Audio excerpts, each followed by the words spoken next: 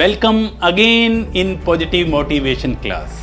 मैं डॉक्टर हरीश कटारिया एक बार पुनः आपके सामने एक नए टॉपिक के साथ हाजिर हूँ। दोस्तों, जितने भी हमारे धार्मिक ग्रंथ हैं, सभी धार्मिक ग्रंथ ये कहते हैं कर्म कीजिए एवं फल की इच्छा न रखिए।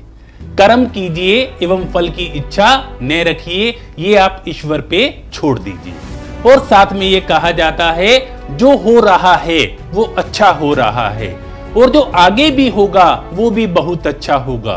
हमें सदैव जीवन में इस सिद्धांत में विश्वास रखना चाहिए। ये कहानी शुरू होती है एक राजा से। एक राजा थे और उनके एक मंत्री के साथ इतने मधुर संबंध थे, इतने अच्छे घनिष्ठ संबंध थे कि राजा सदैव अपने मंत्री को अपने साथ रखते थे। एक बार राजा की एक उंगली कट जाती है, एक फिंगर कट जाती है और मंत्री के मुंह से अनायास ये निकल जाता है बहुत अच्छा हुआ, बहुत अच्छा हुआ।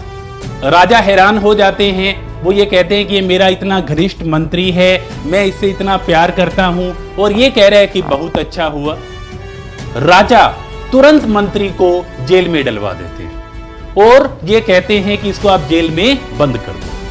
थोड़े दिन के पश्चात राजा शिकार करने के लिए जाते हैं और जब शिकार करने के लिए जाते हैं तो वो थोड़ा सा रास्ता भटक जाते हैं। रास्ता भटक के वो एक आदिवासी कबीले में पहुंच जाते हैं। जब वो आदिवासी कबीले में पहुंच जाते हैं तो उनको घेर लिया जाता है। वहां के जो लोग हैं वो आके उनको घेर लेते हैं और राजा को पकड़ के अपने सरदार के पास ले जाते हैं। जो कबीले का सरदार होता है उसके पास उसे ले जाते हैं।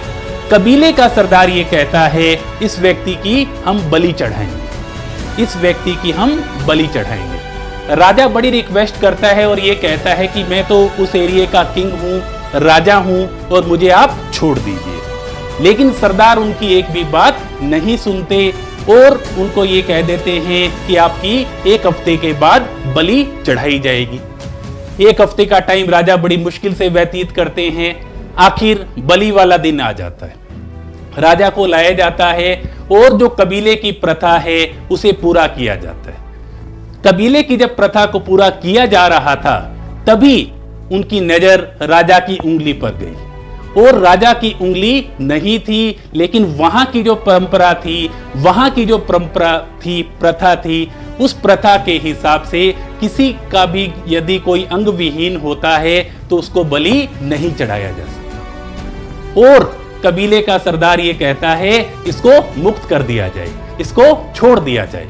राजा बड़े खुश होते हैं, राजा बड़े प्रसन्न होते हैं और तुरंत अपने महल की तरफ लौट आते हैं। महल की तरफ जब लौट रहे होते हैं तो उनके माइंड में ये विचार आता है कि जिस मंत्री ने कहा था उंगली कटने पर बहुत अच्छा हुआ, उसने ये बात बिल्कुल सही थी।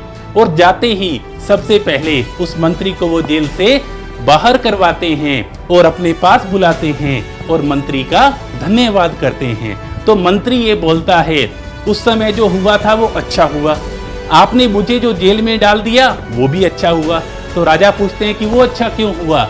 वो ये कहते हैं कि अपन दोनों हमेशा साथ रहते थे। यदि कबीले वाले आपको छोड़ देते तो वो मेरी बलि चढ़ा देते, आज मैं यहाँ पे आपके सामने नहीं होता।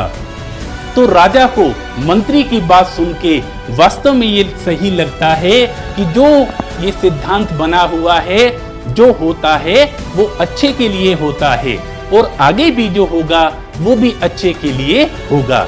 तो दोस्तों, हमें भी अपने जीवन में इस सिद्धांत को अपने जीवन में उतारना है। कई बार हमारी लाइफ में अप डाउन्स आते हैं और हमें ये लगता है कि ये हमारे सामने कोई टेंशन आ गई है, ये कोई प्रॉब्लम आ गई है, ये कोई हर्डल आ गई है। दोस्तों, हमें इस बात का नहीं पता कि वो जो हर्डल है, वो जो टेंशन है, जो बाधा है, वो क्या ईश्वर का कोई गिफ्ट है हमारे लिए? कई बार ऐसा वास्तव में हो जाता है कि वो जो टेंशन, हर्डल या बाधा है, थोड़े टाइम के बाद हमें ये लगता है कि वो टेंशन नहीं थी, वो बाधा नहीं थी, बल्कि एक ईश्वर का गिफ्ट था। तो हमारे जीवन में जो भी हो रहा है उसे आप सहर्ष स्वीकार कीजिए। उससे आप और आपका जो परिवार है वो खुशहाल तरीके से जी पाएगा। और प्रसन्नता से जी पाएगा।